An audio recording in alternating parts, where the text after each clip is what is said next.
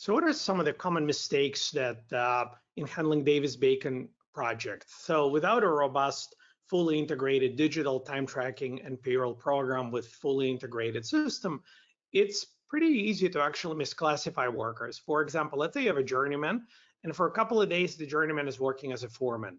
How do you track the status of actually those pay cards correctly? How do you account for the wages appropriately? In addition, all Davis-Bacon job sites need to have posters with wages actually listed and displayed at a job site. And miscalculating worker wages and fringe benefits, and Nat talked about it, it's actually relatively easy, especially if your company has multiple shift concepts. It has basically a blend of private and prevailing wage jobs. So it's actually not that uncommon to have some errors during processing your certified payroll. And what happens if your company gets audited? Do you have a mechanism in place, as I talked about, to be able to pull up those digital time card records and be able to run those reports, whether it's last month, a few months ago, or even a year or two ago? In addition, there's a rule in place where if your firm had thousands of hours in prevailing wage job this week, or even 0 hours, basically you have a prevailing wage job, but you actually didn't book any hours as a subcontractor against it. You still have to submit that certified payroll report, even if you had 0 billable hours. So it's important to generate and get into a discipline of generating that certified payroll week over week. Yeah, next slide, please, Nat. So why do contractors make mistakes with Davis-Bacon Act? So I think one of the key reasons we see is a lot of companies still have a paper or more manually based process of actually capturing time in the field. It could be done on paper, it could be done in Excel or a Google Sheet, and this is a pretty outdated, error-prone process.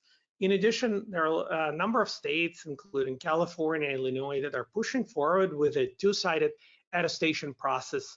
So what does that mean? That means that workers have to sign off and complete time card details. And even if the back office personnel makes the changes around breaks, regular hours, overtime, the workers need to actually have an explicit sign off. So it's a two-sided attestation. So it's really important to have the right software that supports that process. In addition, worker classifications, they're also changing depending on a job type, role performed during that particular shift. So being able to override potentially at a shift level what the job type entails is really important. You need to have flexibility around that, and it's difficult to do it in a paper-based environment. And being able to track all this information digitally to calculate accurate wages and fringe benefits is really important. So you want to have a system that has time tracking and payroll fully integrated. In addition, federal and some states have different forms and reporting requirements. To Nat's earlier point, most use WH-347 form that he demonstrated, but some states have specific templates or they require some job-specific formats, such as an XML file you need to upload to LCP Tracker, EMARS, or maybe other certified payroll compliance website. So you are either doing it manually or you have a third-party software that supports that environment. So prevailing wage rates are typically available in federal websites, state websites, such as Department of Labor or Department of Industrial Relations. However, the rates for some of those cities and municipalities, they do get updated from time to time. So contractors nowadays don't have time to constantly monitor those websites and stay on top of wages that change.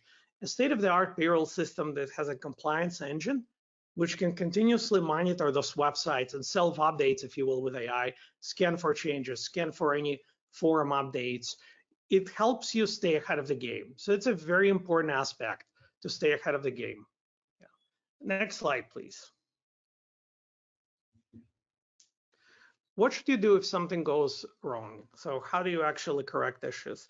Mistakes can be corrected even when dealing with prevailing wage projects. So the most important step here is to discover an issue timely. So it's really important to move on an issue timely.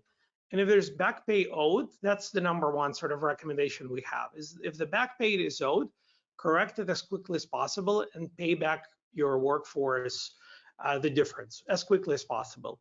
If you're a subcontractor, correct your certified payroll, resubmit it but also notify a general contractor of a corrected payroll report. And then as a general contractor, you need to also submit corrected payroll to the contracting authority as quickly as possible. And frankly, it's rare that we see the Department of Labor gets involved. It only happens we see when issues continue to occur, they repeat and sort of and unaddressed. So if you address an issue, you correct your certified payroll, you publish it, you're going to be in most likely in good shape.